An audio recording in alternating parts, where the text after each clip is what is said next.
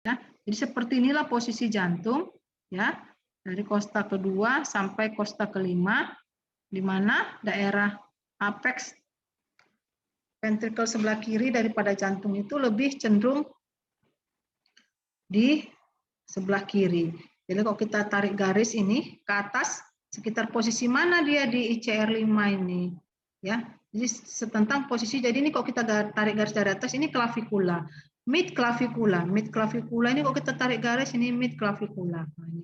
Jadi posisi apex jantung itu secara normal satu jari medial mid clavikula kiri. Ini mid clavikula, tapi dia nggak pas kali di mid clavikula. Nah, ada satu jari medial. Nah, itu maksudnya ya. Ada sisa satu jari. Jadi posisi apex ini berada satu jari medial mid clavikula. Kayak mana, Dok, menandai mid clavikula itu kayak mana? Nah, lihat aja nipple. Papila mama. Papila mama itu setentang dengan secara anatomi ya, setentang dengan mid clavikula. Jadi kalau mau meraba daripada jantung, ya daerah nipple, ya puting payudara, letakkan satu jari ke arah medial. Nah, disitulah kita paling deras meraba daripada atau merasakan daripada kontraksi daripada ventricle jantung, yaitu daerah apex, ya apex ventricle sebelah kiri. Itulah posisi anatomi daripada si jantung itu sendiri ya. Jadi kok ditanya nanti di daerah mana, jadi sudah bisa ya menjelaskannya. Dia antara kosta kedua sampai kosta kelima, apex itu berada satu jari medial dari regio atau dari garis mid clavikula kiri. Ya, oke. Ya, jantung itu bentuknya seperti kerucut, berat 300 gram kurang lebih, kapasitas juga 300 cc. Ya, ukurannya sebesar tinju, jadi 12,5 kali 3,5 kali 2,5. Ya, nah, jantung ini posisinya dia berbatasan dengan, dia di tengah-tengah ya, kanan kirinya ada paru-paru. Jadi paru-paru kiri, paru-paru kanan. Ini permukaan atasnya, ini dasarnya, ini bagian bawahnya, dan ini apex. Nah, jadi inilah kalau kita lihat proyeksi daripada jantung itu sendiri seperti ini. Ya, dasar bagian base, bagian dasar daripada atau basis daripada jantung itu nanti disitulah terdapat terletak ya atrium sebelah kiri, kemudian atrium sebelah kanan sebagian, kemudian ya vena ya, vena cava superior dan vena cava inferior serta vena pulmonalis ya. Nah, itu dia. Oke. Nah, jadi seperti ini ya. Nah, jadi ini sebelah kanan, ini sebelah kiri sampai ke belakang ya, juga ini sebelah kiri, ini sebelah kanan ke belakang dan ke depan sebelah kanan seperti itu ya. Oke. Jadi ini bagian basisnya, bagian atasnya, tadi ini bagian apex ya, apex cordis. Oke. Jadi kok kita lihat posisinya, ini bagian atas ya, ini bagian bawah inferiornya dia ini ada diafragma ini di bawah. Nah, ya. Nah, jadi atasnya diafragma, kanan kirinya adalah paru-paru, paru kanan dan paru kiri. Oke? Nah, jadi itu tadi jantung masih diselimuti oleh pembungkusnya, namanya perikardium. Ini ketika perikardium dibuka, maka akan kita lihat seperti ini. Nah, inilah si auricula cordis. Ya, jadi atrium belum kelihatan. Ini auricula cordis, ini ventricle. Ya, ventricle kanan, ventricle kiri, ini auricula cordis sinistra, ini auricula cordis dextra. Auricula cordis ini yang kanan lebih besar daripada yang kiri. Ya, menandainya ya. Oke. Ya. Kemudian ya,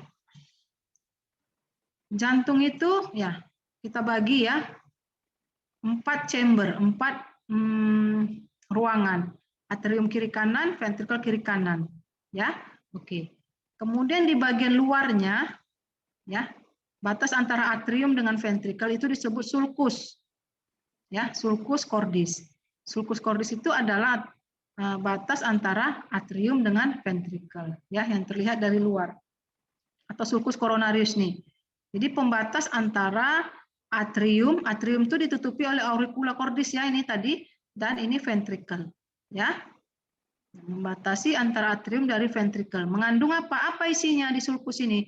Nanti di sulcus coronarius ini berjalan arteri koroner kanan, ya, cardiac vein.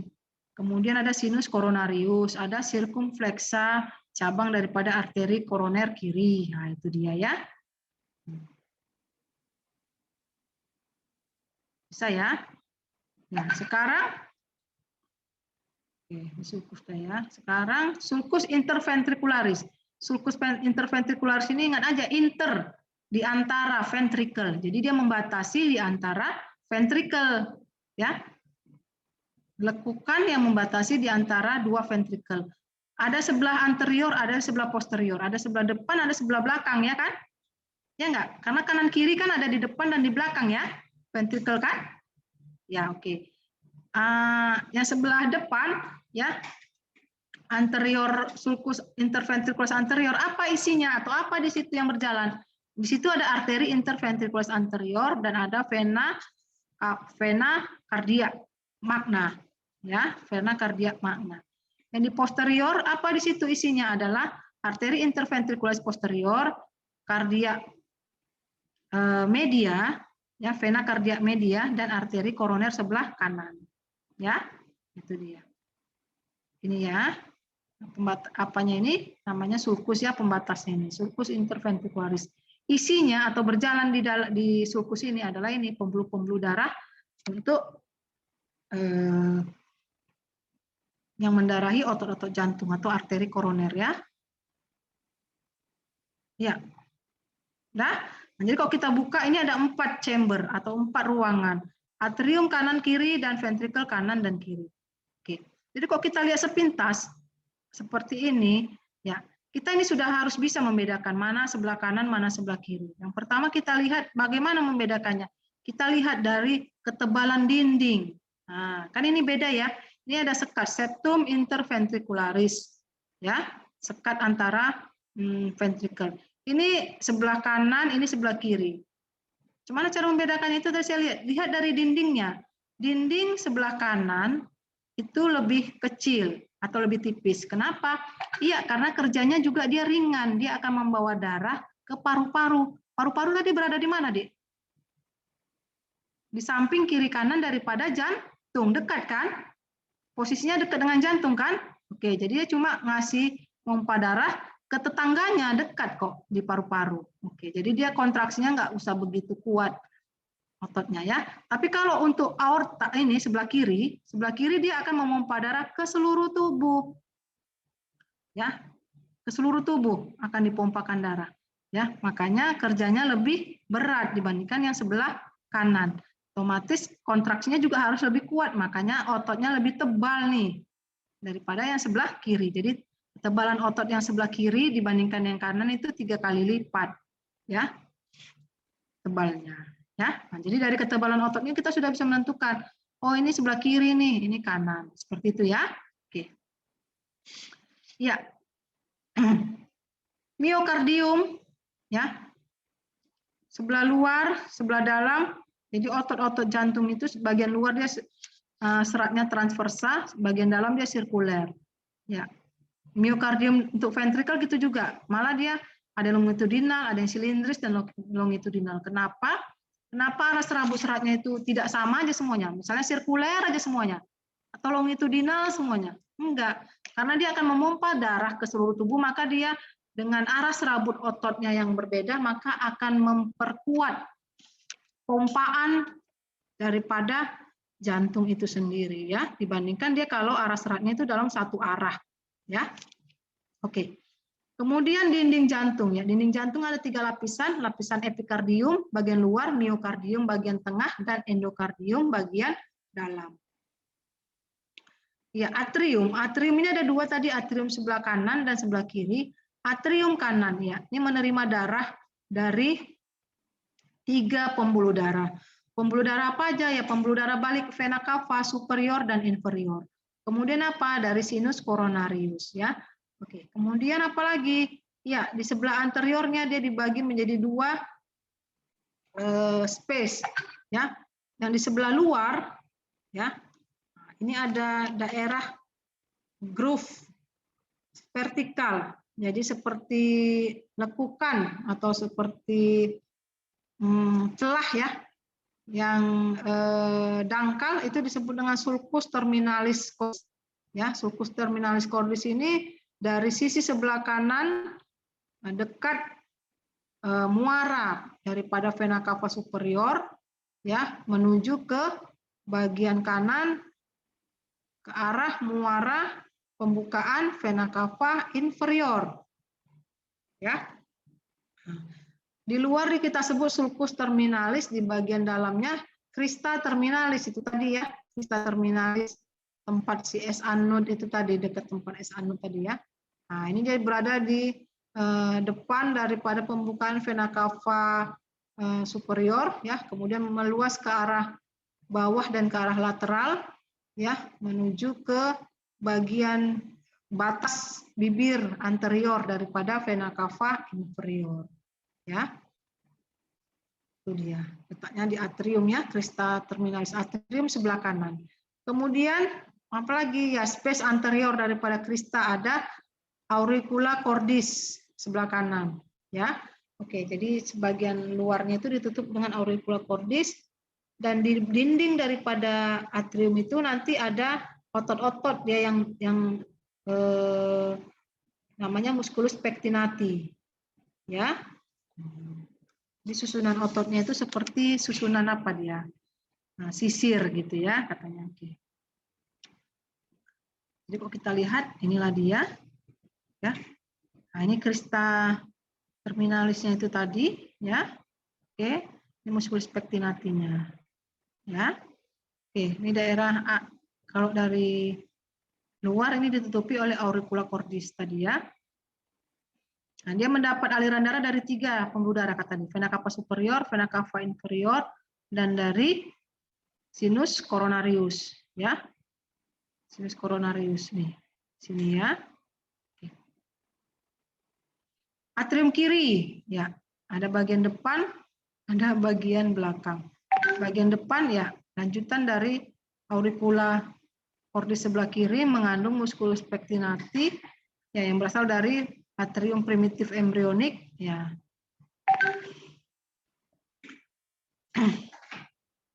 Ya, tidak distinct, tidak dibedakan struktur ya yang membatasi antara kedua komponen daripada atrium sebelah kiri ya di bagian depan. Di bagian belakang ya menerima dari 4 pembuluh darah vena pulmonalis ya. Jadi vena pulmonalis kanan dan kiri masing-masing berdua cabangnya superior inferior ya, mempunyai dinding yang smooth katanya, yang halus ya, yang berasal dari bagian proksimal daripada vena pulmonal ya. Kemudian dia incorporate masuk ke dalam atrium sebelah kiri ya selama proses perkembangannya. Ya, menjadi atrium sebelah kiri ya, jadi menerima darah dari vena pulmonalis kanan dan kiri ya, superior dan inferior ya. Ini vena pulmonalisnya ya. Yang ini arteri pulmonalis, ini vena pulmonalis ya.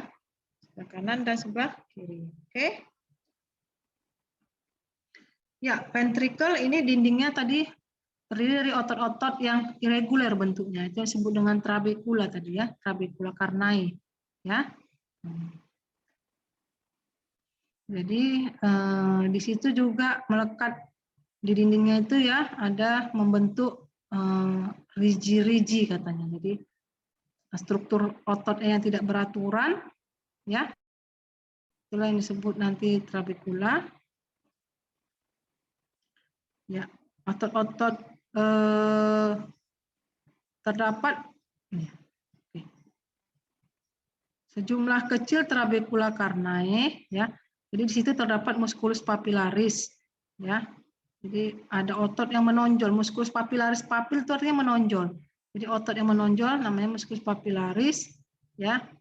Nah, salah satu ujungnya nanti berlekat atau melekat ke permukaan ventricle, dan yang lain nanti melekat ke tendon fibrous ya. yaitu chorda tendinea, ya, yang langsung terkoneksi ke daerah kuspid daripada valvula, ya. Oke. Ya, musculus papillaris ini ya nanti yang dikaitkan dengan chorda tendinea, dia mencegah sebetulnya supaya valvula itu bisa tertutup secara sempurna, ya, dan chorda tendinea, ya, dari dua musculus papillari, ya, yang melekat pada masing-masing kuspid dan menolong atau membantu terjadinya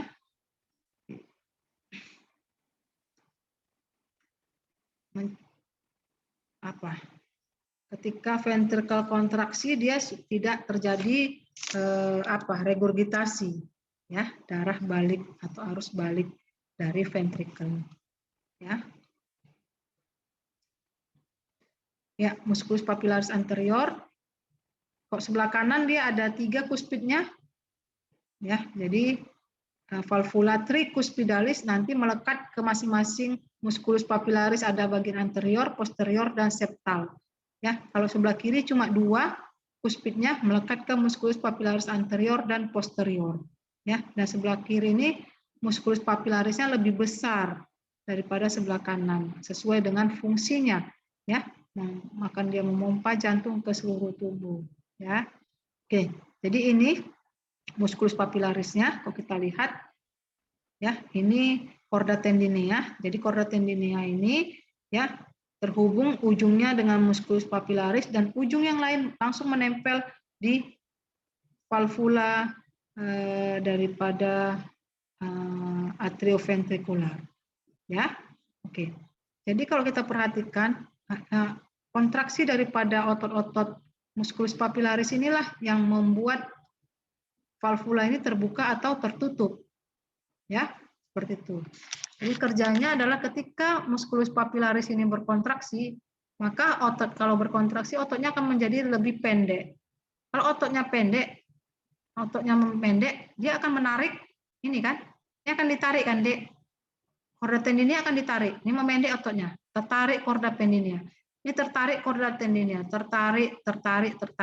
Jadi chorda tendinea jadi yang tadinya chorda ini, ya, ini musculus papillaris. Saya menjelaskan. Ini musculus papillaris, ini chorda tendinea. Ya, ketika musculus papillarisnya berkontraksi, musculus papillarisnya ini akan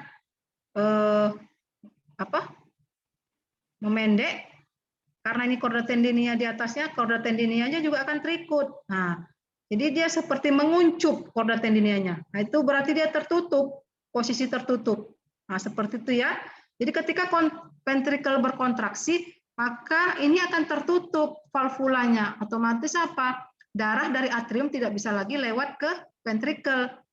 Ya, kenapa? Karena ventricle lagi kontraksi, lagi memompakan darah dari ventricle mau menuju ke aorta. Seperti itu. Ya, sekat ini tertutup.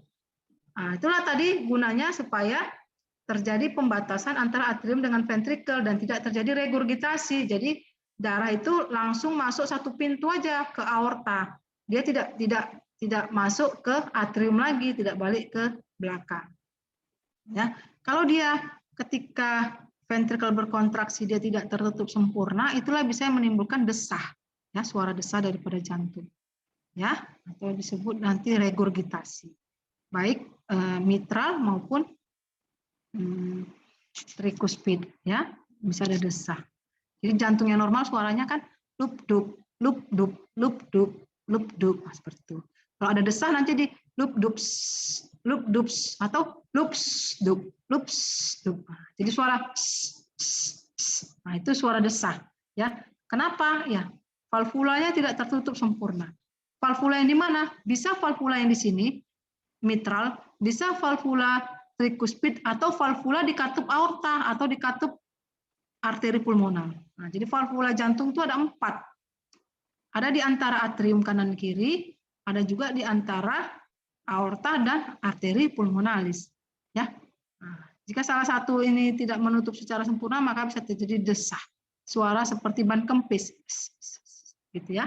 Ketika kita mendengar kan bunyi jantung, ya. Ya, di ventrikelnya ada dua nih, ya, papillaris anterior dan posterior, ya. Ininya pun dua, oke?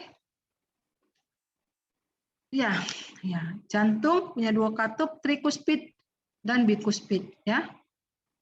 Ini trikuspid 3, 1, 2, 3, bikuspid 2, 1, 2, oke? Pembuluh darah yang keluar dari jantung, ya, yang dari ventrikel yang keluar adalah arteri pulmonalis dan aorta. Ya, sebelah kiri ventrikel kiri ke aorta, ventrikel kanan ke arteri pulmonalis. Dan kedua pembuluh darah tersebut juga mempunyai katup, ya, disebut valvula semilunaris. Ini valvulanya semilunaris, ya. Ini untuk arteri pulmonalis dan ini untuk aorta ini, ya. Ya.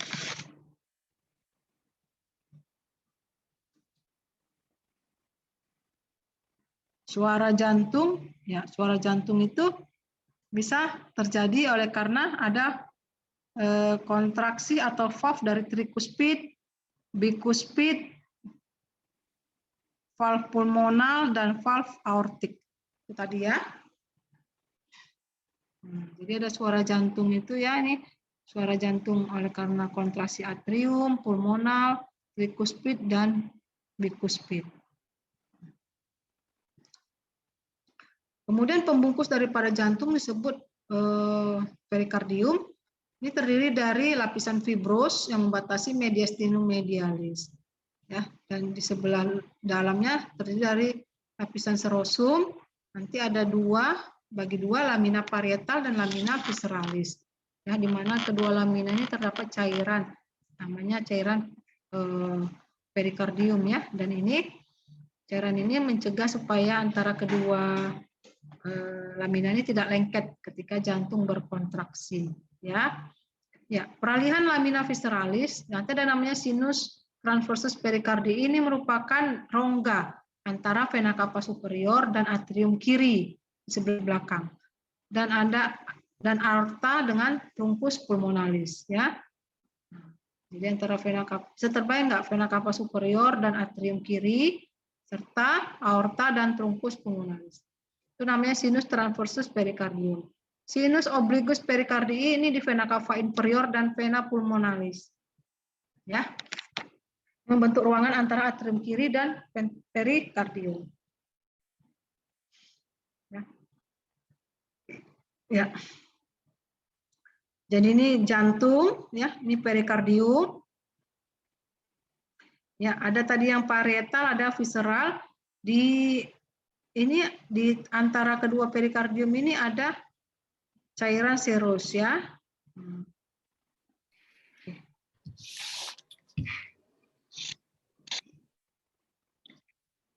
Nah, ini tadi, ya, sinus oblik. Ya, sinus oblik itu antara apa tadi, Dek? Sinus oblik perikardium, ada sinus perikardium transversa. Transversa tadi dari apa, Dek? Nih, transversa. Ini oblik. Ini oblik. Nah, ini yang tadi nih, ya. Transversus perikardium dari vena cava superior, atrium kiri. Kemudian aorta dan truncus pulmonalis, ya. Kita lihat vena cava superior, atrium kiri. Ya, ini sebelah sini, ya, atrium sebelah kiri. Terus apa tadi? Jadi ini ruangannya nih, rongganya nih. Apalagi tadi? Aorta dan truncus pulmonalis. Aorta dan truncus pulmonalis. Jadi ini dia, ya, Dek. Nih. Daerah ini namanya sinus perikardium transversus, ya. Vena cava superior, atrium sebelah kiri, kemudian aorta dan arteri pulmonalis. Sementara yang oblik ini, oblik vena cava inferior. Ini vena cava inferior dan vena pulmonalis membentuk ruangan antara atrium kiri dan perikardium. Vena cava inferior dan arteri pulmonalis. Ini dia. Daerah ini ya. Oke. Dia. Oke, ya ini gambarnya. Ya ini pembuluh darahnya, ini aorta, ini arteri pulmonalis ya. Vena cava superior.